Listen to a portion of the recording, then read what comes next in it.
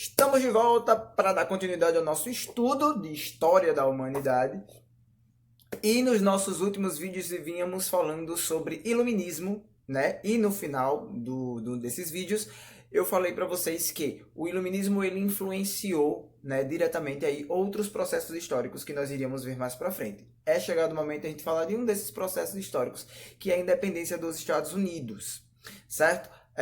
Dentro das ideias que levaram, né, os moradores, os colonos, né, das 13 colônias americanas, ou 13 colônias inglesas na época, a entrarem no seu processo de independência, os objetivos eles vão estar extremamente ligados aos objetivos do iluminismo, e quando chegar o momento vamos falar um pouco sobre isso.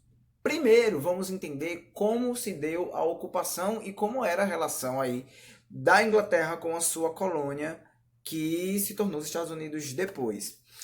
Eu quero apontar para vocês que há uma diferença muito grande, existe uma diferença enorme, eu vou frisar isso aqui, né, por isso que eu repeti várias vezes, entre a forma que a Inglaterra se relacionava e ocupou, né, as 13 colônias e a forma com que, por exemplo, Portugal e Espanha ocupou o território de suas respectivas colônias e a relação que Portugal e Espanha tinham com suas colônias. Era uma relação muito diferente à da Inglaterra. Primeiro, vamos lembrar aí, Portugal e Espanha, né, no seu processo de ocupação, estava ali interessado em ocupar a terra para usufruir da terra, né? Teria aí o monopólio, como teria, não teve, né, o monopólio, ou a busca de pedras preciosas, dependendo da região, e tudo voltado para o comércio, né? O comércio que enriqueceria a coroa. Na Inglaterra, embora também tenha aí, principalmente na região norte, a região sul, desculpa, das 13 colônias, né? é, foi ocupado dessa forma também, em busca aí, né, de subsídios, de dinheiro para manter a sua coroa. Porém, grande parte, e talvez aí a parte mais importante desse processo de ocupação, é que foi feita uma ocupação para as pessoas virem e morar. A ideia era criar um novo lar, né, uma expansão da Inglaterra longe lá do continente europeu, longe da própria Inglaterra.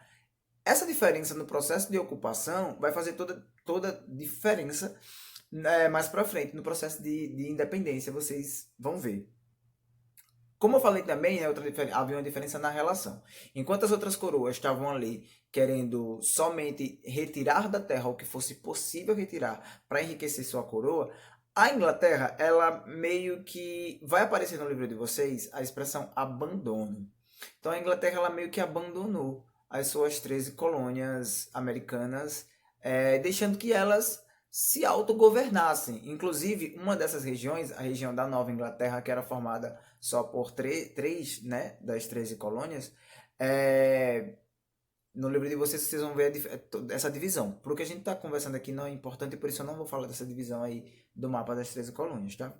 Mas aí, por exemplo, a região da Nova Inglaterra, ela desenvolveu um tipo de governo chamado de self-government, né? Ou autogoverno, né? E isso, né, tem muito a ver, isso é meio que o embrião da forma com que os Estados Unidos são governados hoje em dia, né? Existe muito essa questão das leis estaduais, que aqui no Brasil a gente não vê isso acontecer, mas lá existe muita questão das leis estaduais. Às vezes um crime que você comete no estado prescreve em outro, ou a pena não é tão pesada no outro estado, e por aí vai. Vem daí, né? Desde o início, desde lá do início da organização da região, já era dessa forma. Por isso, os Estados Unidos se governam dessa forma até hoje.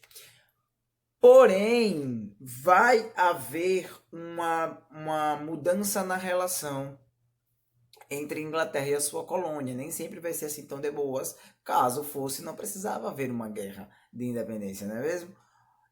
Antes de a gente falar sobre o início do processo da independência dos Estados Unidos, eu quero chamar a atenção para vocês, fazer relação com uma coisa que a gente já falou. A Inglaterra ela passou por um processo aí interno, né, de revolução inglesa que nós falamos também há pouco tempo. Dentro desse processo de revolução inglesa, não sei se vocês lembram, mas a gente falou da revolução puritana e das perseguições que existiam dentro da Inglaterra e tudo mais.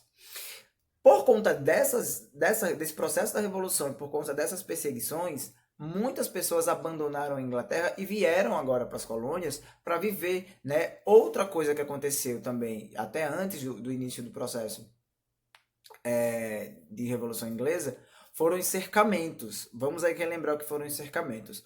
Quando os grandes proprietários de terra entenderam a nova dinâmica de produção da economia, eles começaram a desapropriar todas as suas terras para transformar em pasto, para criar ovelhas.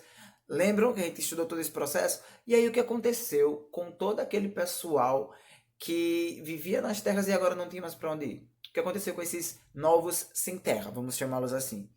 Alguns conseguiram se estabelecer mal, mas conseguiram se estabelecer dentro da própria Inglaterra. Outros não tinham para onde ir, nem tinham terra para ficar. Esses vieram ocupar as 13 colônias americanas. Então, a gente tem essa grande diferença, que vão vir muitos ingleses ocupar a colônia americana para tentar uma nova vida. Não existia a intenção de voltar, né? Essa é outra grande diferença da forma com que foi ocupado o Brasil e o restante da América Latina, por exemplo. Mas então vamos começar a falar do processo. Os Estados Unidos, a Inglaterra estava envolvida aí em outro processo, que era agora um processo com a França, né? Uma guerra ali entre as duas nações. E por conta disso também, não só por isso, mas por conta disso também, existia esse, vamos usar mais uma vez a expressão do livro, abandono com as colônias americanas. Então, não existia uma cobrança muito forte. A Inglaterra não estava presente em cima das colônias, cobrando o tempo inteiro. Porém, houve um momento em que a Inglaterra precisou fazer isso. E é aí que vai azedar, de vez, a relação entre colônia e coroa. Vamos entender então agora a Guerra dos Sete Anos para a gente entender como é que vai mudar aí a relação entre Inglaterra e sua colônia. Primeiro, vamos entender aí. Existia, como eu falei para vocês, uma forma de autogoverno. Então, os colonos, né, quem vivia nas colônias, nas 13 colônias americanas, tinha liberdade de fazer seu próprio comércio, se desenvolver um comércio interno, inclusive. E como eles tinham essa liberdade, eles começaram a fazer aí parte de uma coisa chamada comércio triangular, que envolvia as 13 colônias, né, a América, a África e a própria Europa. Né? Fiz aqui justamente no mapa mostrando o formato do triângulo. Isso vai fazer com que os colonos eles entrem em contato com outras coroas. Eles não são obrigados a ficar presos, ou pelo menos eles não se sentiam obrigados a ficar presos no monopólio do comércio aí entre Inglaterra e colônia apenas. Com isso, eles vão entrar em contato, né, com outras civilizações, então, com outras nações. Vale lembrar que na região da América, nessa mesma região onde existiam as colônias inglesas, também existiam colônias francesas. Tá aí o Canadá, né, falando francês como uma das suas línguas oficiais até os dias de hoje. Então, a treta mesmo da Guerra dos Sete Anos, ela começa, na verdade, entre a França e os colonos ingleses. Não é entre a França e a Inglaterra. A guerra começa na América. Então, entre franceses e colonos, né, os moradores das 13 colônias, começa essa treta aí por uma questão territorial e comercial. Os colonos pedem ajuda da Inglaterra, a Inglaterra manda aí tropas, navios, manda auxílio, né? E sai vitoriosa. A Inglaterra vence a França na Guerra dos Sete Anos. Agora sai do foco em geral, né? Porém, né, a Inglaterra já não passava por uma situação financeira muito boa. E o parlamento, inclusive durante a Guerra dos Sete Anos, cortou dinheiro, cortou financiamento para a guerra. Então a Inglaterra depois se disse, né, afetada financeiramente de uma forma negativa por essa Guerra dos Sete Anos. Tanto é que, o final da guerra, os colonos foram obrigados a bancar. Né? A guerra foram os colonos que bancaram. Mas ainda assim a Inglaterra estava exigindo pagamentos pela sua participação, pela vitória, né, que ela trouxe na sua participação. Então a Inglaterra ela vai desenvolver, né, ela vai estabelecer uma série de taxações para que os colonos paguem aí em espécie, né, mandem mais dinheiro para a Inglaterra. É esse aperto, né, essas invenções de novas taxas, de novas tarifas, que vai fazer com que o clima entre colônia e Inglaterra azede de vez e vire aí o processo de independência. A colônia não vai mais aceitar, né, viver pagando taxas, viver sob, né, dependência da Inglaterra. Vamos falar aí uma sequência das leis que foram mais importantes e que na verdade foram as que provocaram, né, mais insatisfação. Eu vou precisar fazer uma pesca aqui rapidinho nos nomes das leis, porque eu quero falar na mesma sequência que aparece nos livros de vocês, tá certo?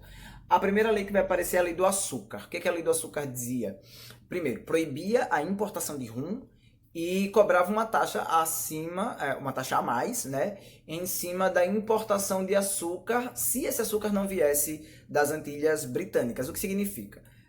Se as 13 colônias comprassem açúcar de uma outra região, eles pagariam a importação desse açúcar, mas além disso eles pagariam à Inglaterra por ter importado açúcar de outra região que não pertencia à Inglaterra. Vocês entendem? Era isso. Próxima lei. A lei do selo. Foi uma taxação extra em cima de todas as postagens que fossem feitas. Então, cartas, publicações, tudo. Todo tipo de postagem que fosse feita nessa época pagaria, além das taxas que já existiam, taxas extras para a coroa inglesa. A outra lei, lei dos alojamentos. Além de todas essas taxas a mais, os colonos eles eram obrigados a dar teto e comida para qualquer membro das tropas britânicas, caso eles estivessem aí nas 13 colônias. E a lei do chá, essa talvez uma das mais representativas, porque ela vai estar ligada a um acontecimento muito importante. A lei do chá cobrava das taxas mais altas. Eu vou até ler como funcionava a lei do chá. Primeiro que ela concedia somente à Companhia das Índias Orientais a importação do chá, né? Que essa companhia, obviamente, era liderada pela Inglaterra. E aí o que acontece com isso, né? O comércio interno que existia entre eles e o próprio custo, né? Muitos produtores da região das 13 colônias lucravam demais, né? Com a exportação do chá. E agora tudo isso ia sair das mãos deles e ia voltar para a mão da Inglaterra. Então, existia um aumento nas taxas e existia um aumento nos gastos que eles teriam, mesmo por fora das taxas. Então, é a mesma coisa que eu dizer, olha só, eu vou diminuir o seu salário e você vai trabalhar mais para mim. Entende? A partir do lançamento dessas leis, né, da publicação dessas leis, não foram todas de uma vez só, tanto é que aí as primeiras saíram em 1764 e outras em 1765, 66, né? Foi um processo. Então, as primeiras leis foram lançadas, os colonos eles se insatisfizeram, mas eles foram aceitando. Só que aí o arroxo em inglês foi ficando cada vez mais pesado e deu no que deu. Deste conteúdo eu vou parar por aqui, porque um grande acontecimento do processo da Guerra de Independência está ligado, como eu falei para vocês aí, ao estabelecimento da lei do chá, né? Só que aí eu quero começar o próximo vídeo a partir daí, porque nós pegamos todos os conflitos, né, em sequência até o final. Assistam o vídeo, prestem muita atenção, façam suas anotações, respondam suas atividades e qualquer dúvida, deixem um comentário aqui, que depois eu volto e tiro as dúvidas de vocês. Certo? Certo. Então, até o próximo vídeo. Tchau!